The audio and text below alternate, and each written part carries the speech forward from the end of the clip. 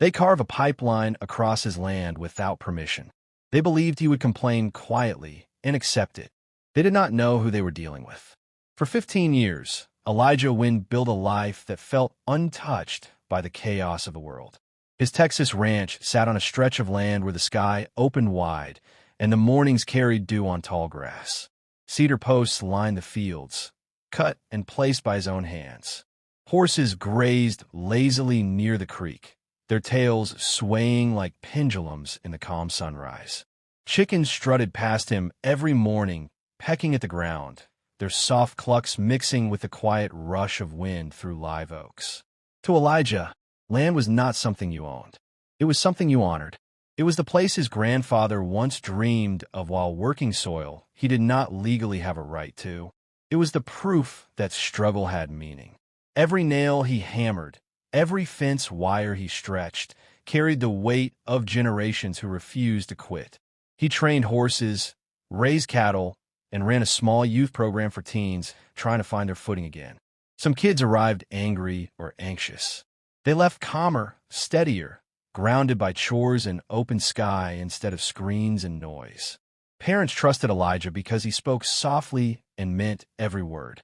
Kids respected him because he listened without judging and worked right alongside them. Life had a rhythm. Sunrise chores, coffee on the porch, checking fences, riding trails under a warm Texas sun. When storms rolled in, he rode out and made sure every animal had shelter. Peace, earned and humble. Beyond his boundary fence sat a world he wanted no part of. Neat lawns, trimmed hedges, a glossy sign announcing Cedar Ridge Estates. Residents waved when they passed him, but many looked at his barn, his fields, his boots with a mix of curiosity and something close to pity, as if they believed land only had value when paved, painted, and landscaped into submission. When their letters came inviting him to join the Association for Community Alignment, Elijah didn't even finish reading them. Straight into the wood stove with a calm, almost amused shake of his head. He believed mutual respect was natural. He believed people understood boundaries. He had not yet learned what happens when people who never work the land believe they can command it. And he had no idea a quiet morning would soon split his peace in two. The first hint that something was wrong was the noise. Not the usual rumble of a neighbor's truck or distant farm equipment. This was heavier, metal grinding, engines straining. It rolled across Elijah's land like thunder that did not belong to the sky. He set his coffee down and stood on his porch, head tilted, listening. The sound grew louder, steady, and stubborn. Machines at work. On his soil. Elijah walked down his gravel drive, boots crunching softly, his jaw tightening with each step. At first he thought maybe county workers had taken a wrong turn. But the moment he reached the tree line near his eastern pasture, the sight hit him like a punch to the chest. 3 excavators clawed trenches through his field. Orange flags stabbed the earth in crooked lines, marking a path someone else had decided for him. White HOA trucks sat parked like they belonged there. Workers in reflective vests moved briskly, talking loud, as if noise could erase the fact that they were trespassing. Elijah stopped breathing for a moment. It felt unreal, like waking up and seeing strangers dragging a highway through your kitchen. One of the workers noticed him and nudged the foreman. The foreman turned, casual as someone checking a grocery receipt. "Morning. We're laying the new water line. It'll supply the north subdivision." Elijah stared at him. "That subdivision is a mile that way. This is private land." The foreman didn't flinch. "We filed our intent. Notice should have gone out months ago." "I didn't agree to anything," Elijah said. His voice was quiet but steady. Still, inside, something old stirred. Something protective. "You're not in the HOA," the man replied. "You don't get a vote. The board approved it." Elijah blinked slowly. "Approval among yourselves doesn't give you the right to cut into my ground." Another worker smirked, hands on his hips. "We heard this land's being absorbed into the expansion eventually. Just getting ahead of it." Elijah's eyes narrowed. He pointed at the trench slicing through his pasture. "Stop digging. Right now." The foreman lifted his clipboard without looking up. "Sir, interference with a public utility project is a crime. We are on schedule." Behind them, Machinery roared louder, flinging soil. Elijah felt something settle in his chest. A heavy, cold clarity. He didn't raise his voice. He didn't make threats. He just turned, walked back toward his house, and spoke under his breath, so quietly only the land heard it. Not here. Not mine. By the time he reached his porch, a decision had already taken root inside him. One stronger than any pipeline they could bury. By the next afternoon, the ground had been sealed and smoothed, as if the pipeline had always belonged there.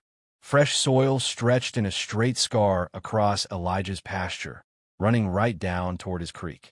Steel valves stood on concrete pads, bold and ugly like warning signs. Elijah walked the line in silence. His boots left deep impressions in the softened dirt. His hands trembled, not from fear, but from the disbelief of watching strangers vandalize something sacred and then leave without a second thought. They hadn't built an improvement. They had invaded. His phone buzzed, but he ignored it. Neighbors texting rumors.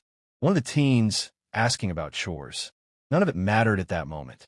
All he could hear was the hum of pumps, now feeding someone else's comfort through his land. Later that evening, a sleek black SUV rolled up his driveway. It didn't even bother slowing at the cattle guard. A man stepped out with polished shoes that didn't belong anywhere near pasture dirt. Sunglasses on at sunset, posture sharp, confidence oozing like a salesman who already decided your answer didn't matter. "Elijah," he said smoothly, hand extended just enough to pretend manners. "Glad we could talk in person." Elijah didn't take his hand. "You trespassed on my land." The president gave a practiced chuckle. "We established infrastructure for community development. You're part of that community, whether you participate formally or not." "I didn't give permission," Elijah replied. His voice was low, controlled but heavy. A flicker of irritation crossed the man's face. "This area is slated for annexation. You were informed. Progress can't be held back by outdated boundaries." Outdated boundaries. The phrase landed like a slap. Elijah stared at him, feeling an anger so deep it felt calm. This land was earned, not bought with signatures and bylaws. "We'll give you a little time to adjust," the president said. "But understand, the pipeline is permanent. Trying to stop it will only make things worse for you." He smiled, as if delivering a favor rather than a threat, then stepped into his SUV and drove off, tires kicking dust at Elijah's boots. Elijah stood alone again. Crickets hummed. Water from the creek whispered behind him. He placed his hand on the cold steel valve, feeling the vibration of stolen flow rushing through it. They had underestimated him. They mistook patience for weakness, silence for surrender. A long breath left his chest, steady and sure. Tomorrow, he would remind them exactly who it belonged to. And this time, he wouldn't use words. By the time the sun dipped lower across the neighbors' roofs, the street had settled into a quiet hum. Kids were riding bikes, someone grilled in the distance, and sprinklers tapped in steady rhythm. But there was no peace inside Jordan's home. His jaw stayed tight. His thoughts kept looping back to that punch. He kept hearing the hit, kept seeing the way his daughter clutched her shirt, kept replaying every time this woman crossed a line. He wasn't angry because of the trash, or the grass, or the HOA's petty warning notes. This time it was about safety and dignity. A grown woman had put her hands on his child. You can forgive nonsense, but not harm. He stepped outside to breathe, thinking it through. He wasn't going to shout in the street or storm up to her door. That's what she wanted. People like her thrived on chaos. He wasn't giving her that scene. The HOA president arrived again, face red, lips pressed like someone who'd rehearsed being important in the mirror. He started speaking, voice low and self-assured, like he thought authority came from having a clipboard. "Mr. Walker," he said, "we've reviewed the complaint. There's still a tone problem here. We want this neighborhood peaceful. If you feel targeted, you can submit a formal request, but we can't escalate small conflicts into—" Jordan cut him off, calm and steady. "She struck my child." The man blinked. "There's no confirmation of that." "Then confirm it," Jordan said. "Check the doorbell cameras on this street. Every house has one. Half of them uploaded footage to the cloud. If you actually want truth, it's there." The president hesitated, taken off guard. For once, his script wasn't enough. I will look into it, he answered, tone suddenly smaller. You do that, Jordan replied. Because after you see what happened, the only conversation left is how fast you remove her. The man left without his usual smug smirk. Jordan didn't watch him go. He already had a plan brewing, one that didn't involve yelling or threats. Inside, his daughter sat with an ice pack on her shoulder.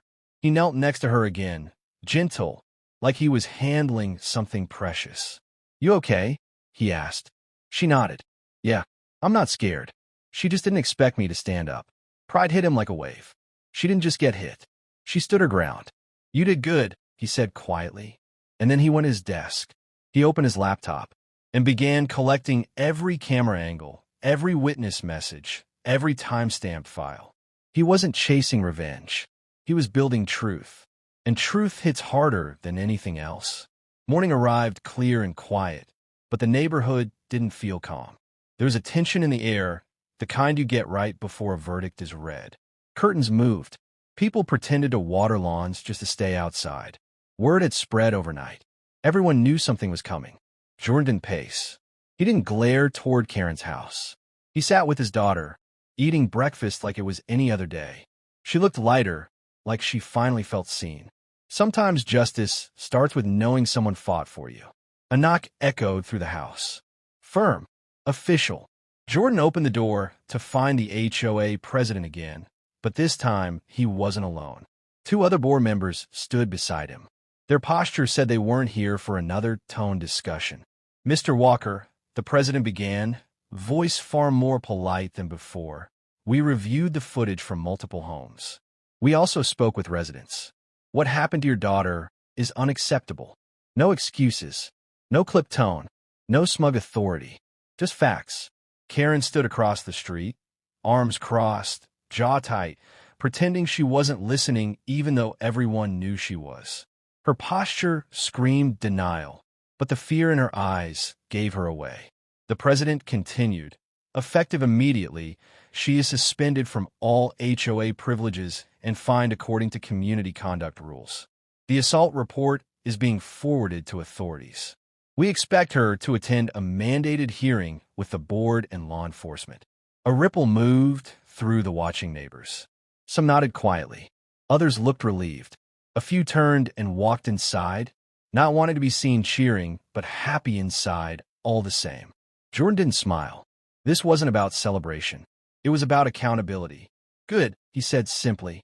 No child should feel unsafe where they live. The president hesitated, then lowered his voice. For what it's worth, your daughter was brave. And you handled this with more patience than most people would have. Patience isn't weakness, Jordan replied. Some people learned that the hard way. Across the street, Karen snapped. This is ridiculous. He staged this. Her words were cut short by one of the board members gently raising a hand. Ma'am, this is done. For everyone's sake, stay inside. She froze, stunned that someone finally said it out loud. Then she disappeared into her doorway, slamming it behind her. Later that afternoon, Jordan and his daughter sat on the porch with iced tea. She leaned against him, relaxed now. Daddy, she asked, did we win? He looked at her, smiled softly, and shook his head. We didn't win. We just made sure what's right stayed right. Sometimes victory isn't loud. Sometimes it's quiet. A calm street. A safe home. A daughter who knows her worth. A father who stood firm without losing himself. And that was enough. If you were in his shoes, how would you have handled it? Share your thoughts below. Your voice matters here. And if stories like this speak to you, tap follow and stay with us for more real moments, real battles, and real wins.